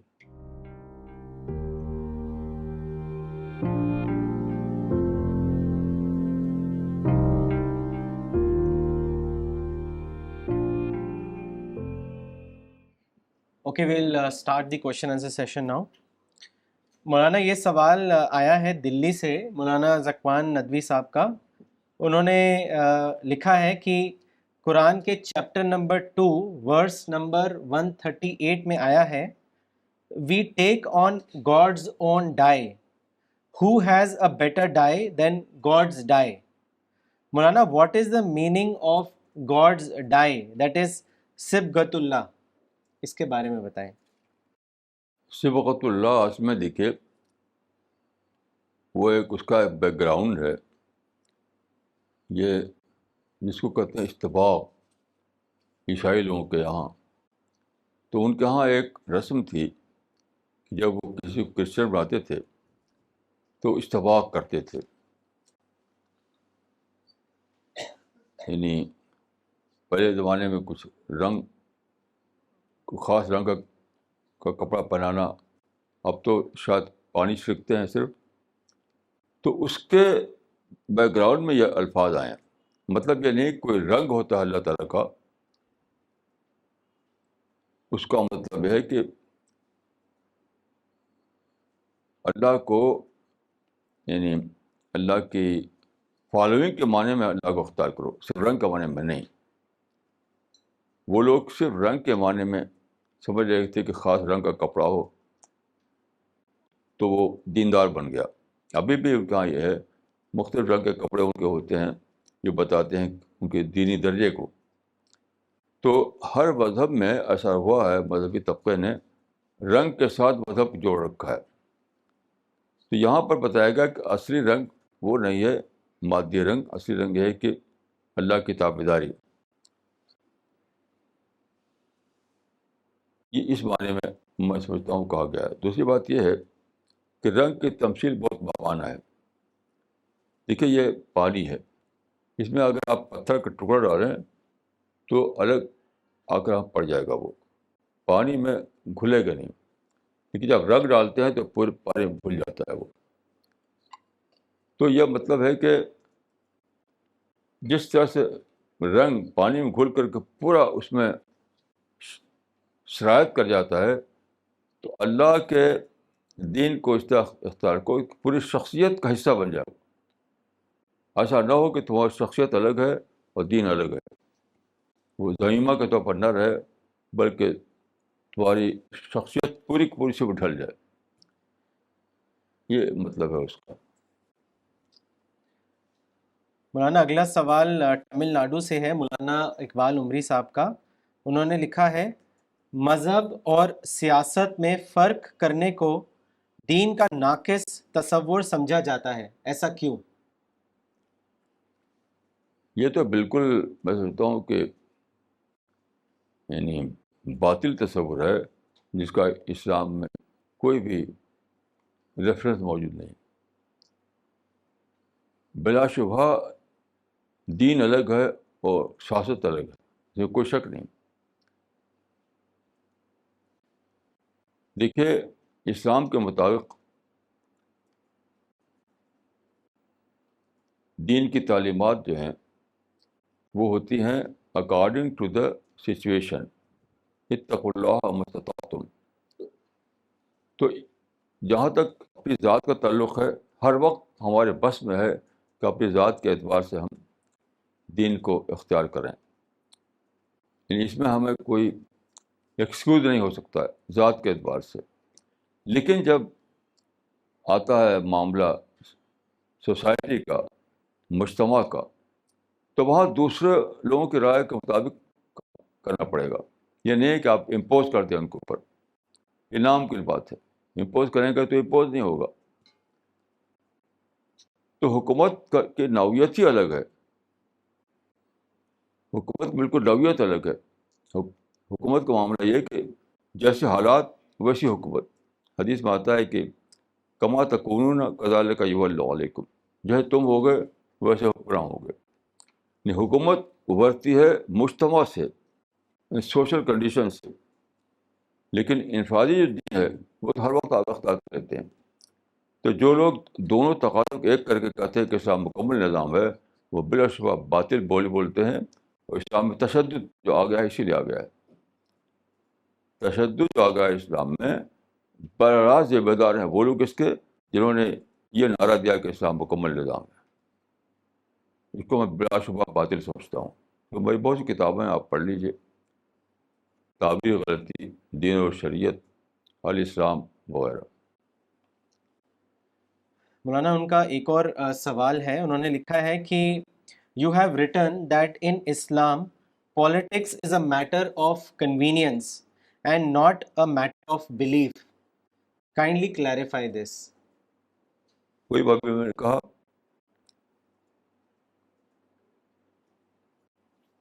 کنوینئنس کا مطلب یہ ہے جیسے حالات اس کے مطابق. اور ایک چیز وہ ہے دین میں جس کا تعلق حالات سے نہیں، میرے اپنے ارادے سے ہے. جیسے ہی میں ارادہ کروں فی الفور میں اس کو اختیار کر سکتا ہوں. اللہ کو ایک ماننا، آخرت کو یقین کرنا، جنت جہنم کو ماننا، اللہ کے کریشن پلان کو ماننا، جس وقت مجھ پہ کھلے اسی وقت اس کو میں یقین کر سکتا ہوں کہ یہ برحق ہے. لیکن جب یعنی جو سسٹم ہے، جو سوشل تقاضے ہیں، وہاں پر آپ کوئی چیز نافذ کرنا چاہیں تو جب نافذ ہو پائے گی جب کہ لوگ مانیں اس کو، ورنہ کچھ بھی نہیں ہوگا. تو یعنی وہ حالات پر ڈپینڈ کرتا ہے، جبکہ عقیدہ کا تعلق حالات سے نہیں، وہ آپ میرے اپنے ارادے سے ہے. یہ مطلب ہے اس کا. مولانا اگلا سوال کراچی پاکستان سے ہے، عبداللطیف صاحب کا. انہوں نے لکھا ہے، ایک دائی کو میں نے کہا کہ آپ نے پرندے پال رکھے ہیں جو آپ کے لیے ڈسٹریکشن کا ذریعہ ہیں اور آپ کا قیمتی وقت اس کی دیکھ بھال میں ظرف ہو رہا ہے. تو انہوں نے کہا کہ یہ تو میرا شوق بھی ہے اور کاروبار بھی ہے اور میں شوق کے ہاتھوں مجبور ہوں. مولانا صاحب، ایک با مقصد انسان اس دنیا میں کوئی ایسا شوق رکھ سکتا ہے جو اس کے لیے ڈسٹریکشن کا سبب ہو؟ اس کے بارے میں بتائیں. ظاہر ہے کہ یہ کوئی وہ حلال حرام کا مسئلہ نہیں ہے، نہ قانون کا مسئلہ ہے. اس آدمی کو آپ سمجھائیے کہ سب سے پہلے یہ متعین کرو what is the purpose of life, what is the goal of life. پھر اس سے لحاظ سے جانچو کہ اس سے ڈسٹریکشن ہے کہ نہیں ڈسٹریکشن ہے. جو گول ہے اس سے اگر یہ سب چیزیں آپ کو ہٹاتی ہیں تو بلا شبہ وہ قابل اجتناب ہے، اس کو چھوڑنا چاہیے. تو یہ چیزیں ایسی نہیں جس کو کوئی فتویٰ دے یا کوئی قانون نافذ کرے، جو سمجھانے بجھانے کی باتیں ہیں. تو اس آدمی کو مسئلہ کو یہی سمجھنا چاہیے کہ سب سے پہلے جانو کہ تمہاری زندگی کا مقصد کیا ہے، تب جا کر کے وہ تیار ہوگا یعنی اس پر غور کرنے کے لیے. مولانا اگلا سوال دلی سے ہے، دانش صاحب کا. انہوں نے لکھا ہے، what is the role of mask in دعویٰ and how we can use it for دعویٰ work? Kindly. Role of mask, مسجد کا کیا رول ہے دعویٰ ورک میں اور اس کو کیسے استعمال کیا جا سکتا ہے؟ دیکھیے، مسجد اور مدرسے کی بات نہیں ہے، یہ تو انسان کا معاملہ ہے. جہاں انسان ہے وہاں دعوت ہے. یہ نہیں کہ آپ مسجد کو لے کر بیٹھ جائیں، مدرسے کو لے کر بیٹھ جائیں. آپ کو انسان اورینٹڈ کام ہے دعوت. یہ میں اس کو نہیں مانتا کہ مسجد وار تحریک چلائیں تو دعوت ہو گئی. شاید بیشتر انسان تو مسجد کے باہر ہی ہیں، تو کیا کریں گے آپ؟ یعنی 99% انسان تو مسجد کے باہر ہیں، تو کون پہ دعوت نہیں کرنا ہے آپ کو. تو یہ میں سمجھتا ہوں کہ دعوت کا کام انسان وار تحریک ہے، وہ نہ تو مسجد وار ہے نہ مدرسہ وار. مولانا اگلا سوال دلی سے ہے، نظیم احمد صاحب کا. انہوں نے لکھا ہے، جو لوگ ہمارے سمپرک میں آتے ہیں ان کو اسلام کے بارے میں بتانے کے لیے کون سی کتابیں ہم دیں؟ اس کے بارے میں بتائیں. بھائی دیکھیے، یہ کوئی بتانے کی بات نہیں ہے، یہ تو آپ کے سمجھنے کی بات ہے. کیونکہ جو آپ کے سمپرک میں آتے ہیں وہ کیا ہیں، تو وہ طرح طرح کے لوگ ہو سکتے ہیں. انسان کی تو بہت قسمیں ہیں. تو آپ کو خود کتابیں پڑھنا ہوگا، کتاب پڑھ کے خود آپ کو طے کرنا ہوگا کہ ان کے مائنڈ کو ایڈریس کرنے والی کتاب کون سی ہے. یہ کوئی دوسرا آدمی نہیں بتا سکتا ہے. مولانا اگلا ایک کامنٹ آیا ہے پٹنہ سے، بہار سے، دانیال صاحب کا. انہوں نے لکھا ہے، مولانا پچھلے سنڈے کو میں دلی میں تھا، میں نے سی پی ایس ہال میں آپ کے لیکچر کو اٹینڈ کیا جس کا ٹاپک تھا پولیٹیکل ایکٹیویزم اور فیوٹائل ایکٹیویزم، اور آج میں آن لائن لیکچر یہ سن رہا ہوں۔ ان دونوں لیکچر سے کئی بہت زیادہ امپورٹنٹ اسلام کے ایسپیکٹس کلیئر ہوئے، جس کے بعد میرے اندر تھرلنگ کا احساس ہو رہا ہے۔ جو باتیں میں نے سمجھی وہ یہ ہیں کہ ہم 200 سال سے پولیٹیکل امپائر کو ریگین کرنے کی کوشش کر رہے ہیں، حالانکہ اس سے بھی زیادہ بڑا امپائر موجود ہے، اور وہ ہے دعویٰ امپائر، اور دعویٰ امپائر کے بعد کسی اور امپائر کی ضرورت نہیں۔ دوسری اہم بات یہ ہے کہ قرآن کے مطابق ہمارے لیے ذمہ داری یہ ہے کہ ہم عدل کو اپنائیں، نہ کہ عدل کو نافذ کرنے کے لیے پرتشدد جدوجہد کریں۔ تیسری، پروفٹ اور صحابہ کے زمانے میں ریلیجیس پرسیکیوشن کا زمانہ تھا۔ ان لوگوں نے جو بھی ڈیفینسو کانفرنٹیشن کیا، اس کا اصل مقصد ریلیجیس پرسیکیوشن کو ختم کرنے کا تھا، نہ کہ پولیٹیکل پاور کو گین کرنے کا، اور انہی کی کوششوں کے نتیجے میں جو پروسیس شروع ہوا اس کا کلمینیشن آج فریڈم آف ایکسپریشن ہے۔ مولانا صاحب، یہ باتیں کیا میں نے صحیح سمجھی؟ ٹھیک، بہت صحیح، بالکل صحیح ہے، بالکل ٹھیک۔ مولانا اگلا سوال دلی سے ہے، مس نغمہ صدیقی کا۔ انہوں نے لکھا ہے، if ideal cannot be achieved, why has there been efforts throughout history to achieve it؟ دیکھیے، انسان جو ہے یعنی آئیڈیل سیکنگ اینیمل ہے۔ پیدائشی طور پر اس کے مائنڈ میں ایک معیار ہے، ایک آئیڈیل ہے جس کو وہ اچیو کرنا چاہتا ہے۔ تو اللہ تعالیٰ نے یہ جو معیار پسندی ہے انسان کے اندر رکھی تھی جنت کے شوق کے لیے، کہ آدمی دنیا میں کم توجہ دے، دنیا میں اپنی دل نہ لگائے، یہ سمجھ کر کے کہ بھائی جو آئیڈیل میرے مائنڈ میں ہے وہ تو جنت میں ملے گا، یہاں تو بس کچھ دن رہنا ہے۔ لیکن ہوا یہ کہ بیشتر انسانوں نے اس معیار پسندی کو اسی دنیا میں ٹرانسلیٹ کرنا چاہا۔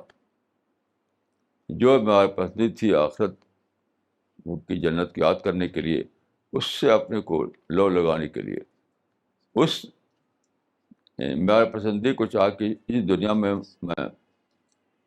بنا لوں۔ اس کے نتیجے میں یہ تاریخ میں یہ منظر آپ کو دکھائی دیتا۔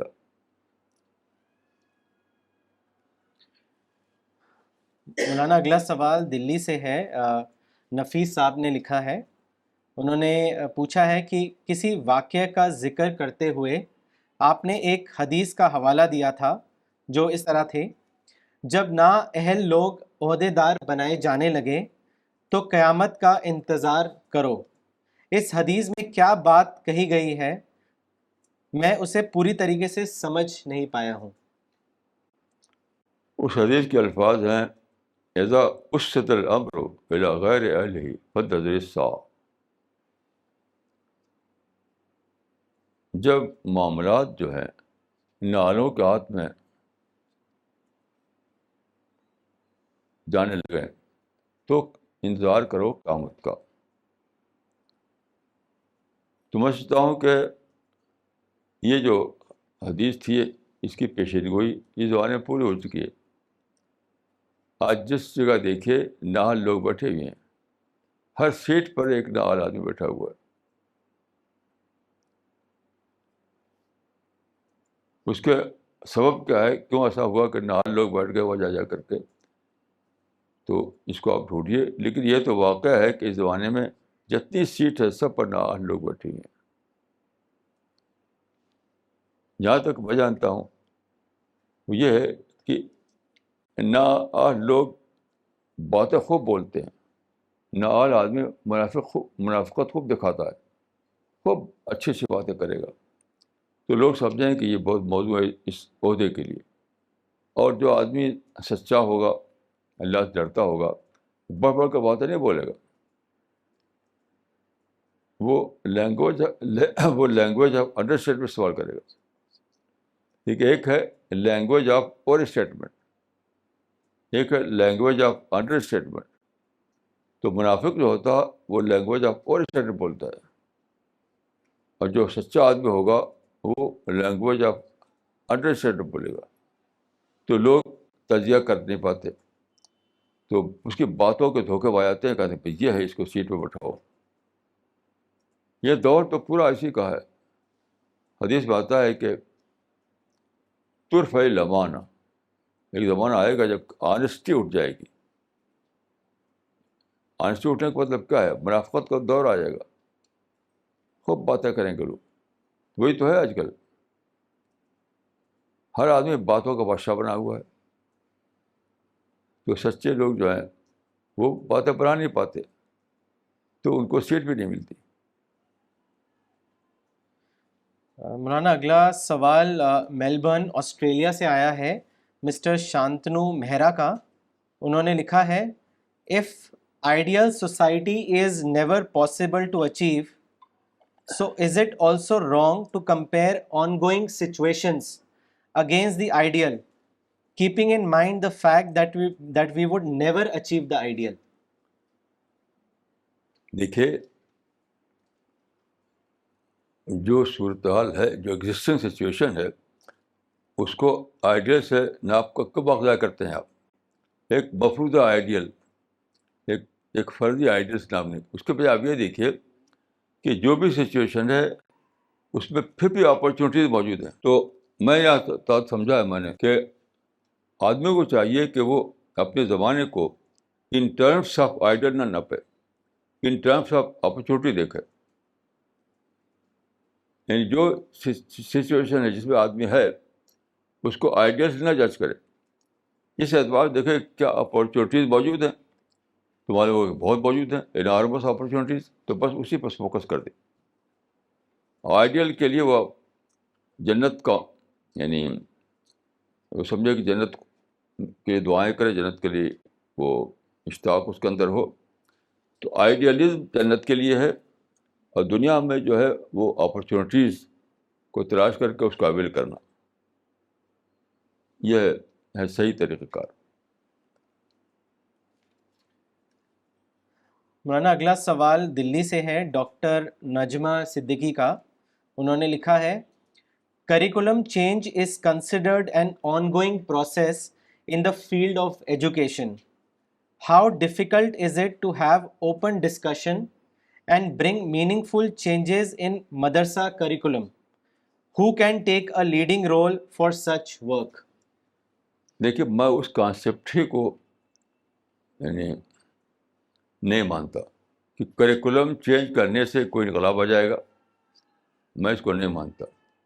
انڈیا میں ہم نے دیکھا ہے کہ برٹش دور میں 1938 میں ایک کریکولم بنایا گیا تھا, لارڈ میکالے نے بنایا تھا. اس کے بعد سے پتہ نہیں کتنی بار کریکولم چینج کیا گیا ہے. حالات کیا, حالات اچھے ہو رہے ہیں, بد سے بدتر ہو رہے ہیں. جو زمانہ میں نے دیکھا تھا 1938 میں, آج اس کے مقابلے میں بہت ہی زیادہ برا حال ہو چکا ہے. حالانکہ کریکولم تو کم سے کم یعنی 10 بار چینج ہو چکا ہے. جو حکومت آتی ہے وہ کریکولم میں چینج کر لاتی ہے. The concept it self is wrong کہ کریکولم کے بدلنے سے کوئی نیا چینج آ جائے گا. جو انسان بنے تھے لارڈ میکالے کے جو سسٹم میں, ویسے انسان آج کہاں بن رہے ہیں؟ اسی میں تو بنے تھے سب, گاندھی ہو, نہرو ہو, ڈاکٹر راجندر پرساد, رادھا کرشنن, ذاکر حسین, ڈاکٹر رمن, ٹاپ کے لوگ. اب کہاں ویسے لوگ پیدا ہو رہے ہیں؟ اب لوگ کہاں پیدا ہو رہے ہیں؟ تو کریکولم چینج کرنے کا جو کانسیپٹ ہے وہ میں اس کو بالکل نہیں مانتا. اگر کوئی مانتا ہو تو ثبوت دے وہ, کہ ویسے افراد آج کو نہیں پیدا ہو رہے ہیں. جتنے ہمارے ٹاپ کے یعنی لوگ پیدا ہوئے وہ سب اسی برٹش کریکولم کے ذریعے پیدا ہوئے تھے. یہ سو کال آج کل کا جو کریکولم ہے اس میں کوئی بھی سب میڈیا کر پیدا ہو رہے ہیں, میڈیا کر. اس لیے میں اس کو نہیں مانتا. مدرسے میں بھی جو لوگ دھوم بجاتے ہیں کریکولم بدلے, تو یعنی کون سا رزلٹ ہے جس کا ریفر کریں گے وہ؟ یونیورسٹیوں کے کریکولم میں اگر نتیجہ نکلا ہوتا بہت بڑا تو کہتے کہ بدلو وہاں. جب کالجوں یونیورسٹیوں میں اسکولوں میں کچھ بھی نہیں فائدہ ہوا, کچھ بھی فائدہ نہیں ہوا. تو کس یعنی کس یعنی کس رزلٹ کے حوالے سے وہ مطالبہ کرتے ہیں کہ مدرسوں بدلو؟ کچھ بھی فائدہ نہیں ہوگا مدرسوں بدلا جائے تب بھی. تو سوچنا یہ چاہیے کہ اور کیا چیز درکار ہے. تو میری جو فائنڈنگ ہے کہ اور جو چیز درکار ہے وہ ہے ایک ہے دیکھیے فارمل ایجوکیشن, ایک انفارمل ایجوکیشن. میں دیکھ انسان بنتے ہیں انفارمل ایجوکیشن کے لیے, فارمل ایجوکیشن میں کبھی بھی انسان نہیں بنتے. یہ دھوم مچا رکھے لوگوں نے, سوچتے ہیں کہ ایجوکیشن سے یہ ہو جائے گا وہ ہو جائے گا. ٹیگور اس کے بادشاہ تھے, ٹیگور نے شانتی نکیتن بنائی. وہ سمجھتے تھے شانتی نکیتن میں ایک نئے انڈین بنیں گے. ایک بھی آدمی نہیں بنا, کچھ بھی نہیں ہوا, کچھ بھی نہیں ہوا. تو میرے نزدیک انسان دیکھیے, ایک ہے انسان سازی, ایک ہے پروفیشن. یعنی پروفیشنل اسکل کے لیے ہے فارمل ایجوکیشن, سروس لینے کے لیے اس طرح کے کاموں کے لیے ہے. تو پروفیشنل اسکل کے لیے تو بلا شبہ وہ ایجوکیشن بہت مفید ہے. لیکن انسان بننے کے لیے انفارمل ایجوکیشن کی ساری اہمیت انفارمل ایجوکیشن کی ہے. یہ میری سوچ ہے, اور لمبے تجربے کے بعد میں نے یہ سوچ بنائی ہے. اسی لیے میں کبھی بھی یہ نہیں کہتا کہ مدرسے کا نصاب بدلو. ایک فیوٹائل ڈیمانڈ میں سمجھتا ہوں اس کو. بدلو یا نہ بدلو, اسے کچھ فرق نہیں ہونے والا ہے. اچھا, دوسری بات میں یہ بتاؤں, کئی مدرسے ایسے قائم ہوئے جو نصاب بدل نہیں کہ بنے تھے اسی پر. مثلا ندوہ, مثلا اصلاح, مثلا جامعۃ الفلاح. کئی مدرسے باقاعدہ اسی لیے بنے تھے کہ جو قدیم جو نصاب جو کہتے ہیں درس نظامی, اس کے سوائے ایک اور نصاب, اس میں کون آدمی پیدا ہوا. یعنی آلریڈی یہ تجربہ کیا جا چکا ہے. بہت سے مدرسے قائم ہوئے, ایک دو نہیں, بہت سے مدرسے قائم ہوئے جنہوں نے کہا کہ درس نظامی کے بجائے ہم ایک اور نصاب چلائیں گے, اور چلایا انہوں نے. آدمی ایک بھی نہیں بنا. آدمی بنتا ہے انفارمل ایجوکیشن سے. فارمل ایجوکیشن سے یعنی پروفیشن والے بنتے ہیں بس, اور اس سے زیادہ کچھ نہیں. مولانا اگلا سوال دلی سے ہے, مولانا شارق حسین صاحب کا. انہوں نے لکھا ہے, لوگوں نے دین کی سیاسی تعبیر کیوں کی, اس کی اصل وجہ کیا ہے, اس کے بارے میں بتائیں. مسئلہ سیاسی تعبیر کا نہیں ہے, مسئلہ سیاسی فخر کا ہے. پوری امت سیاسی فخر میں جی رہی ہے. مجھے کوئی بھی ایکسیپشن نہیں معلوم ہے سوائے CPS کے. سب سیاسی فخر میں, یعنی مطلب مسلمانوں کو جو دور تاریخ گزرا ہے اس کو لے کر فخر. تو اسی کو ریوائیو کرنا, اسی کو ریگین کرنا, اسی کو پھر دنیا میں لانا, تو یہ مزاج سب کا ہے. اسی نے یہ سیاسی تعبیر کا, میں اس کو فتنہ سمجھتا ہوں, پیدا کیا. یہ تاریخی فخر کو دوبارہ حاصل کرو, دوبارہ قائم کرو, اسی کا نام ہے سیاسی تعبیر. اس کا اسلام سے کوئی تعلق نہیں.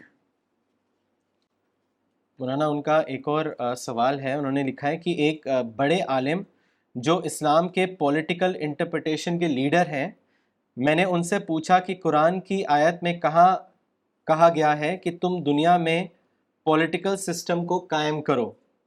انہوں نے آیت اقیم الدین کا حوالہ دیا. مولانا اس آیت کو آپ ایکسپلین کریں. دیکھیے, یہ بہت بڑی, میں اس کو گناہ سمجھتا ہوں کہ اقیم الدین کو اقامت حکومت کے معنی میں لیا جائے. کچھ اور لوگ ہیں جو اقیم الصلاۃ کے معنی لیتے ہیں اقامت نظام, یعنی سوشل نظام قائم کرنا, سمجھتے ہیں کہ اس میں اقیم الصلاۃ کا الفاظ حکم دیا گیا ہے. اقیم الدین کے معنی ہرگز یہ نہیں ہے کہ اقامت حکومت. اس پر میں نے لکھی تعبیر غلطی, بہت لمبی بحث کی ہے, اس کو آپ پڑھ لیجیے.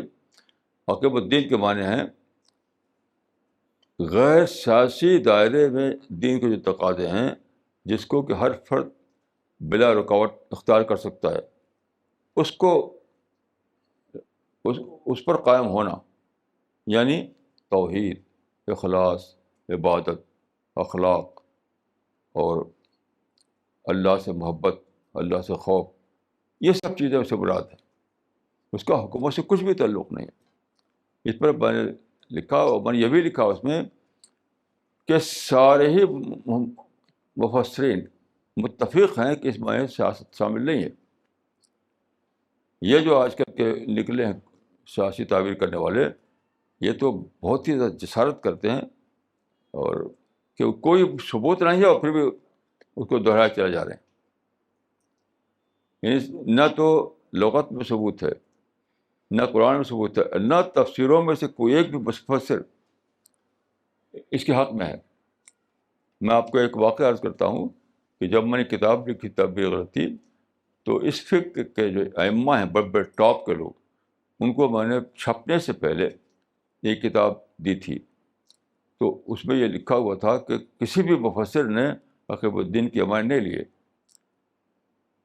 تو انہوں نے ایک حوالہ دیا کہ فلاں مفسر نے لیا ہے، حالانکہ حوالہ بالکل غلط تھا. یعنی اس میں ادھر ادھر کر کے ثابت کیا گیا تھا اس مفسر نے لیا ہے. پھر اس کا تجزیہ کیا میں نے، آپ پڑھ لیجیے بے کتاب تھا بے غلطی میں. یہ ٹاپ کے عالم تھے اس حلقے کے جنہوں نے یہ کام کیا تھا کہ غلط حوالہ دے کر کے ثابت کرنا چاہتا کہ ایک مفسر اس کو مانتا ہے، حالانکہ اور بھی نہیں مانتا، وہ بھی نہیں مانتا. حتیٰ کہ میں نے لکھا تھا کہ سوات الالہام جو بے نقط تفسیر ہے، ایک تفسیر ہے جو پوری تفسیر ہے، اس میں نقطہ والے لفظ نہیں استعمال کیے گئے ہیں. اس تفسیر کا نام ہے سوات الالہام. تو میں نے کہا تھا کہ اس میں بھی یہ مفہوم نہیں ہے جو آپ لیتے ہیں. تو آپ اس کو دیکھ لیجیے میری کتاب میں تبلیغ غلطی میں. مولانا اگلا سوال کراچی پاکستان سے ہے، مس سائرہ لطیف کا. انہوں نے لکھا ہے، ایک مسلم خاتون اسکالر ہیں جو پردے پر بہت زیادہ زور دیتی ہیں، یہاں تک کہ ان کے حلقے کی علامت بن گئی ہے کہ ان کی صرف آنکھیں کھلی رہتی ہیں. مولانا صاحب، کیا ہمارا ایک اختلافی مسئلہ میں اتنی شدت کرنا ہماری دعوتی شعور کی کمی کا نتیجہ نہیں ہے؟ دیکھیے، دعوتی شعور کا بات الگ ہے، لیکن یہ مسئلہ فقہ کا ہے. فقہ میں دیکھیے دو مسلک ہیں. ایک مسئلہ ہے حق ہے احناف کا، ایک مسلک ہے دوسرے لوگوں کا. دوسرے فقہا نے پردے کو یہی اہمیت دی ہے جس کو آپ نے بتایا، لیکن مسلک حنفی جو ہے اس میں دیکھیے یعنی پردہ تو مانتے ہیں وہ لوگ، لیکن تین چیزوں کو اس سے ایگزمپٹ کرتے ہیں: وجہ اور کفین اور قدمین، یعنی چہرہ اور یہ ہاتھ اور پاؤں. جس کو سمجھنا ہو اس کو تو میں دو کتابوں کا حوالہ دیتا ہوں، پڑھ لے. ایک ہے علامہ البانی کی کتاب حجاب البرۃ المسلمہ، اور دوسری جو ہے وہ پاکستان کے بہت ہی بڑے معنی عالم تھے مولانا شبیر احمد عثمانی. انہیں نے پاکستان میں قرارداد مقاصد کی قیادت کی تھی. ان کی تفسیر ہے، اس میں اللہ ما ظہر منہا کے تحت آپ پڑھ لیجیے. انہوں نے یہ بات لکھی ہے کہ احناف کا مسلک یہ ہے. مولانا اگلا ایک کامنٹ آیا ہے، وہ رائے پور سے ہے، مس شبانہ کا. انہوں نے لکھا ہے کہ today's talk was very inspiring. مولانا صاحب، تھینک یو فار گیونگ اس content for thinking every Sunday. مولانا اگلا سوال ہے ڈاکٹر، ان کا نام کلیئر نہیں ہے. انہوں نے لکھا ہے، how to create centres of informal education. Secondly, can we build up good person by distributing the literature of CPS? Kindly comment. یہ ہم کر رہے ہیں، یہ تو ہم کر رہے ہیں. مثال کے طور پہ دیکھیے سارے مسلمان نگیٹو ہو رہے ہیں. اس میں اگر کوئی ایکسیپشن ہے تو CPS کے لوگوں کا ہے. اسی کتابوں کو پڑھ کر کے ساری دنیا کے مسلمان، آپ یہاں سے یورپ تک چلے جائیے، امریکہ تک چلے جائیے، افریقہ تک چلے جائیے، ایک ایک مسلمان نگیٹو ہو رہا ہے. اس پورا نگیٹیوٹی کے جنگل میں صرف وہی لوگ اس سے بچے ہوئے ہیں جو CPS کے لوگ ہیں، یہی کتابوں کو پڑھ کر کے. تو آپ اس کتابوں کو پڑھوائیے. میں سمجھتا ہوں کہ یہ بنیادی کام ہے جو ہمارے یہاں سے تیار کیا گیا ہے. مولانا اگلا سوال دلی سے ہے مسٹر یحییٰ قمر صاحب کا. انہوں نے لکھا ہے از نان کنفرنٹریشن ماڈل آف محدثین applicable in non-Muslim countries as this is pre-government period. Secondly, can the confrontation with istimari government be compared with muhaddaseen non-confrontation model? یہ سوال بالکل غیر متعلق ہے. مسئلہ یہ نہیں کہ مسلم حکومت ہو تو آپ ٹکراؤ نہیں کریں گے اور دوسرے لوگ ہو تو آپ ٹکراؤ کریں گے. کسی بھی حکومت میں اگر آپ کو مواقع حاصل ہیں تو آپ کو ٹکراؤ حرام ہے، حرام، چاہے انڈیا ہو یا امریکہ ہو. اصل مسئلہ یہ نہیں کہ وہ حکومت جو بیٹھا ہوا ہے وہ مسلم ہے نان مسلم سیٹ پر، اس سے کوئی بحث نہیں ہے. بس صرف یہ ہے کہ فریڈم آف ریلیجن ہے کہ نہیں ہے. جب ہے تو بس پھر حرام ہو گیا وہ. جیسے محدثین کے زمانے میں مسلم حکمراں تھے، صحیح ہے، لیکن آج جو ہے نان حکمراں یہ نان مسلم ہے بھی صحیح، لیکن علت تو مشترک ہے. علت مشترک ہے، یعنی مواقع کار جو دے رہا ہو اس سے ٹکراؤ نہیں کیا جائے گا. یعنی اپرچونیٹی کھلی رہیں، فریڈم آف ریلیجن موجود ہو تو پھر ٹکراؤ حرام ہو جائے گا، چاہے وہ امریکہ ہو یا انڈیا ہو یا کوئی اور ملک ہو. مولانا اگلا سوال کلکتہ سے ہے مسٹر راکیش کا. انہوں نے لکھا ہے مولانا صاحب why is it that sincerity can not be seen these days?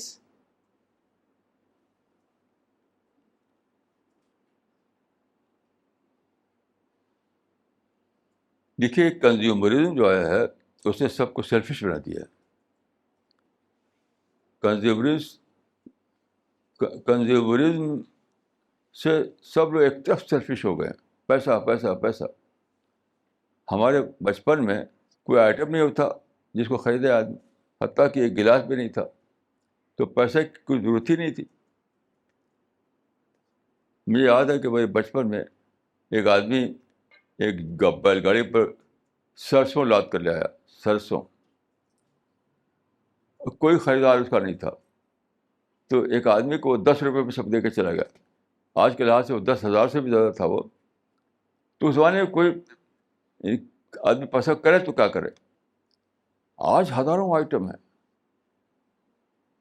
آج ہزاروں کا ملین آئٹم ہے. تو وہ ٹیمپٹیشن، ان کنزیومرزم نے جو ٹیمپٹیشن پیدا کیا اس نے سب کو منی اورینٹڈ بنا دیا، سب کو سیلفش بنا دیا. اب میرے جیسا کوئی آدمی کہ میری کوئی ضرورت ہی نہیں، میں اپنے آپ کو یعنی اس حد پر رکھے ہوئی ہوں کہ جہاں بیئر نیسیسٹیز میرے لیے کافی ہیں. تو جو آدمی یہاں آ جائے وہی بچ سکتا ہے، اس سے ورنہ بچے گا نہیں. بیئر نیسیسٹیز کے ساتھ میری کوئی ضرورت نہیں ہے. تو جو آدمی اس حد تک آ جائے وہی سنسیئر ہوگا، ورنہ وہ تو بن جائے گا ڈس آنیسٹ، سیلفش، کیونکہ اس کو پیسہ چاہیے، پیسہ چاہیے، پیسہ چاہیے. اس کو مارکیٹنگ، اس کو وہ کرنا ہے، شاپنگ کرنا ہے، اس کو بچوں کو یہ کرنا ہے، وہ کرنا ہے. یہ دور میں جو جس کو ہم کہا جاتا ہے کنزیومرزم، اس دور کا تقاضا ہے کہ لوگ سیلفش بن گئے ہیں اور منی اورینٹڈ ان کی سوچ ہو گئی ہے، اور بس مور اینڈ مور کا ان کو ایک جس کو کہتے ہیں ہندی میں کہتے ہیں ہوڑ لگی ہوئی ہے. مولانا یہ ایک کامنٹ آیا ہے دوحہ قطر سے مولانا عبد الباسط عمری کا. انہوں نے لکھا ہے مولانا آج کی تقریر میں جو بات آپ نے کہی حکومتوں سے ٹکرائے بغیر دین کا کام کر سکتے ہیں، اور اس کا نمونہ محدثین کے دور سے ہمیں ملتا ہے، یہ بات میں نے آج پہلی دفعہ جانی ہے.